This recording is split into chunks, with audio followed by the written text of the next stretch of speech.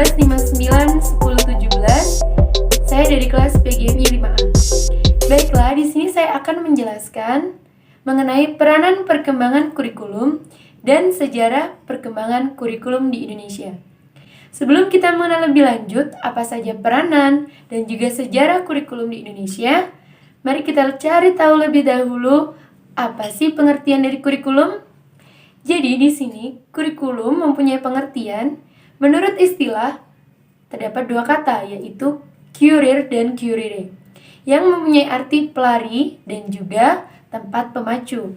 Namun dalam hal ini pada awalnya digunakan pada cabang dunia olahraga. Kurikulum di sini merupakan unsur penting dalam dunia pendidikan di Indonesia. Secara harfiah, kurikulum merupakan perangkat pembelajaran yang dikeluarkan oleh sebuah lembaga dan menjadi pedoman dasar dalam proses belajar mengajar di sekolah-sekolah, baik itu di sekolah dasar, sekolah menengah pertama, sekolah menengah atas, bahkan ke jenjang perkuliahan.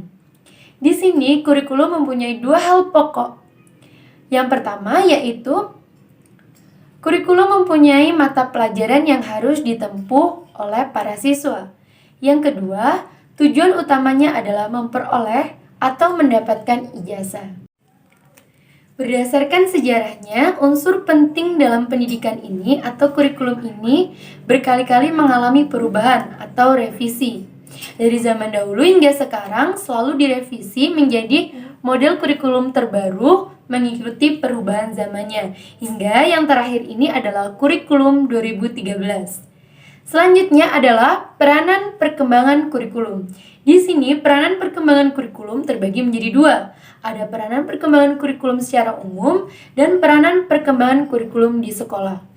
Peranan perkembangan kurikulum secara umum ada tiga. Yang pertama peranan konservatif, yang kedua peranan kreatif, yang ketiga peranan kritis dan evaluatif. Peranan konservatif ini merupakan kurikulum yang menyimpan dan juga mewariskan ilmu-ilmu sosial kepada peserta didik atau generasi muda.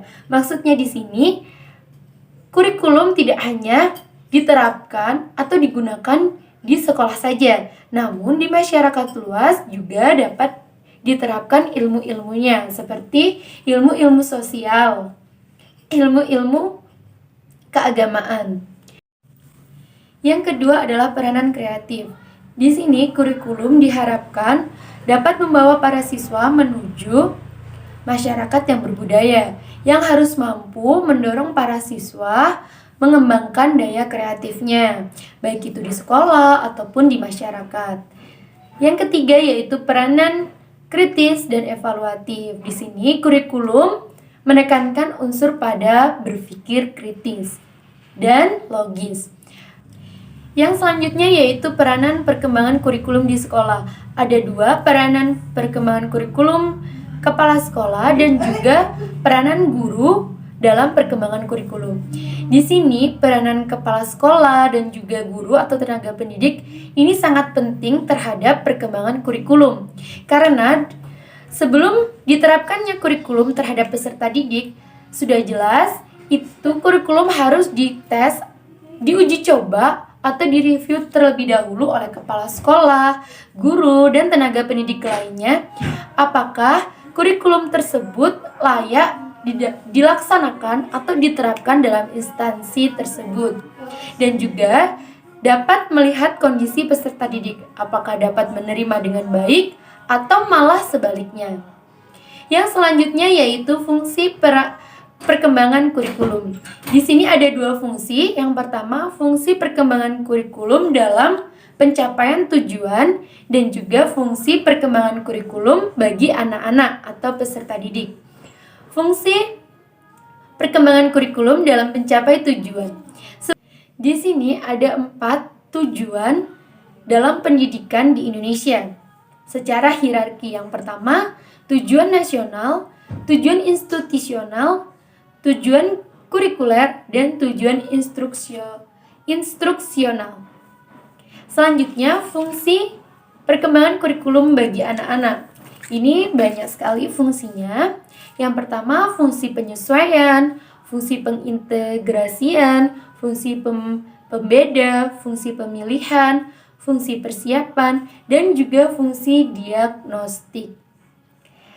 Selanjutnya, pada materi sejarah perkembangan kurikulum di Indonesia, mulai dari kurikulum rencana pelajaran pada tahun 1947, selanjutnya kurikulum rencana pelajaran terurai pada tahun 1952, sampai dengan kurikulum 2006 atau sering kita sebut kurikulum KTSP, yaitu kurikulum tingkat satuan pendidikan, dan yang terakhir kemarin direvisi yaitu kurikulum 2013 atau kita sering sebut menjadi K13. Mengapa kurikulum di Indonesia ini sering berubah-ubah? Apakah boleh? Ya, jawabannya itu boleh dan itu memang harus berubah untuk mengikuti perkembangan zaman, baik itu ilmu pengetahuan, teknologinya, itu harus diikuti. Jadi kurikulum ini harus mempunyai wadah terbaru sebagai pedoman para pendidik.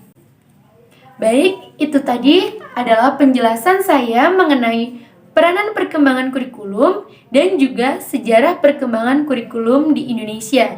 Semoga dapat bermanfaat. Saya akhiri. Wassalamualaikum warahmatullahi wabarakatuh.